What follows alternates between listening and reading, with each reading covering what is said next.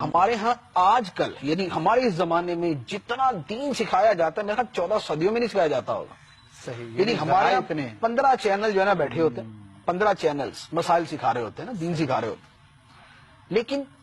اس کے باوجود لوگوں کے اندر دین نہ اترنے کی وجہ کیا ہے؟ اس کی سب سے بڑی وجہ یہ ہوتی ہے کہ سکھانے والوں کی اکثریت بے عمل ہے.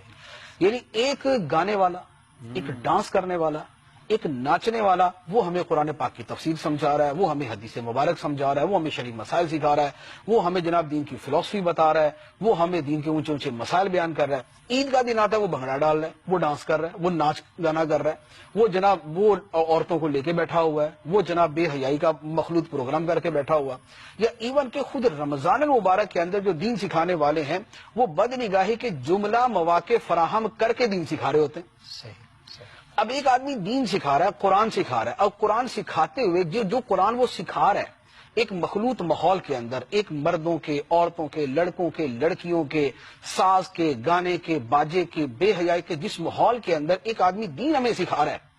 وہ جو قرآن ہمیں سکھا رہا ہے وہ قرآن ہی کہہ رہا ہے قل للمؤمنین یغضوا من ابصارہم, کہ مومن مرد اپنی نگاہیں نیچی رکھیں. وہ قرآن ہمیں کہہ رہا ہے قل للمؤمنات یغضضن من ابصارہن, مومن عورتیں اپنی نگاہیں نیچی رکھیں. وہ سب کو نچوا رہا ہے,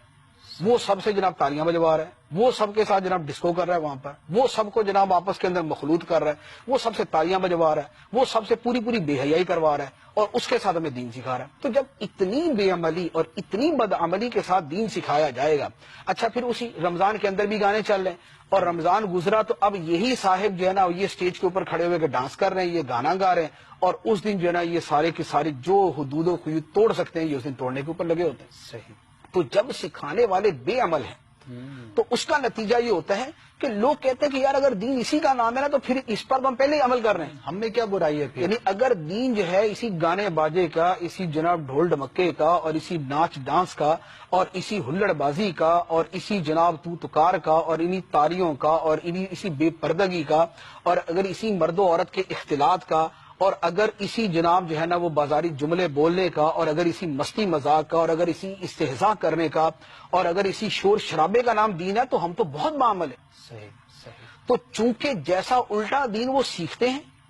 تو وہ چونکہ پہلے ہی اس پہ عمل کر رہے ہیں, وہ کہتے ہیں ٹھیک ہے اس کے اوپر تو ہم پہلے بھی چل ہی رہے تھے. نہ اس کے اندر کبھی نماز بیان کی جائے گی, نہ اس کے اندر کبھی ان کو جو ہے تلاوت کا کہا جائے گا, نہ اس کے اندر ان کو کبھی جو ہے وہ ذکر اللہ کا کہا جائے گا. تو پھر جب ایسا عجیب و غریب ایک نیا ہی دین سیکھتے ہیں تو پھر اسی کے اوپر وہ آگے جا کے عمل کر رہے ہوتے ہیں. تو لہذا مسئلہ سیکھنے کے اندر یہ بھی دیکھ لیا جائے کہ جس بھائی صاحب سے مسئلہ سیکھ رہے ہیں وہ خود بھی باعمل ہے یا نہیں. یہ تو نہیں ہے کہ ایک طرف وہ جناب ڈانس کے کنسرٹ کر رہا ہے اور دوسرے دن آ کے ہمیں وہ بیٹھ کے مسائل جو ہے نا وہ سکھا رہا ہے, پھر اوپر سے وہ پورا عالم بھی نہیں ہے, پورے عالم نہ ہونے کے ساتھ وہ مسائل بیان کر رہا ہے. تو یہ جب ساری چیزیں جمع ہو جاتی ہیں تو اس طرح کے پھر 15 نہیں 1500 چینل بھی دین سکھانا شروع کر دیں اس کا کوئی اثر نہیں ہوگا.